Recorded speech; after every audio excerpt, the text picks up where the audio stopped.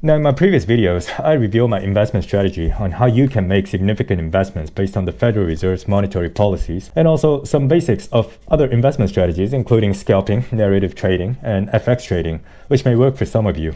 Today, I wanted to shift the gears a little bit and tell you about an investment strategy which I don't exactly recommend, given I lost a significant amount of money in just one single day. The strategy I'll be introducing today is commodities trading. Now, what are commodities? Unlike stocks or bonds, generally commodities are raw materials which are used to manufacture goods. Some most representative commodities are metals such as gold, silver, and copper, energy sources such as oil, gas, and coal, or agricultural commodities such as wheat, rice, and corn. Price of commodities are generally determined by supply and demand, which can be impacted by various factors such as economic growth, geopolitical situation, currency movements, and other one-off events such as natural disasters or wars. Now, to give you a sense of how risky this investment can be, I just want to lay out my failure story. As I told you before, I made a significant profit by shorting the market in December 2019. While I was making profits, I had another brokerage account which I had set aside to invest in relatively safe products such as long-term bonds. Given the profits I was making by getting the market short timing correctly, my confidence level was at its peak, and I wanted to go a bit more aggressive to gain more profits with that brokerage account as well. So I liquidated all my bond positions, which totaled about $100,000, and I searched for something which I may be able to gain faster profit. While speaking to my peers,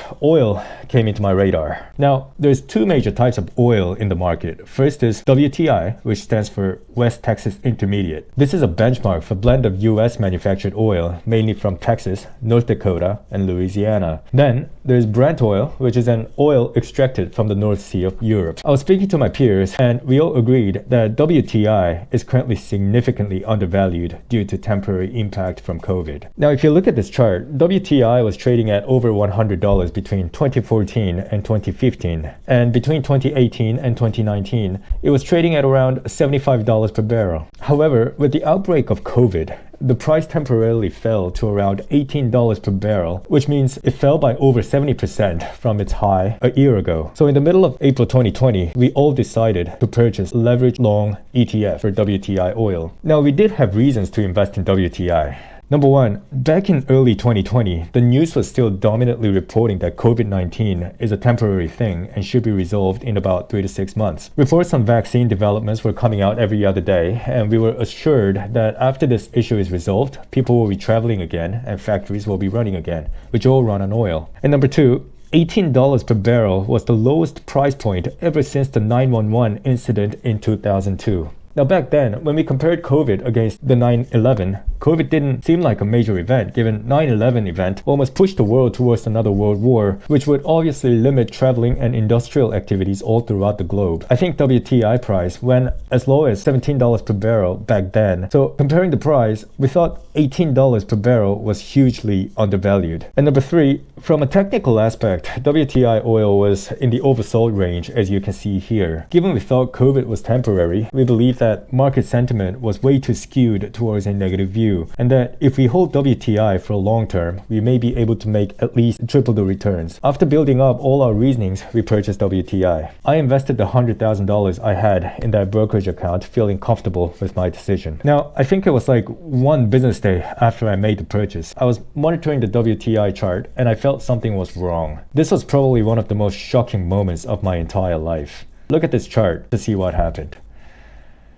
The very next day, we invested in WTI.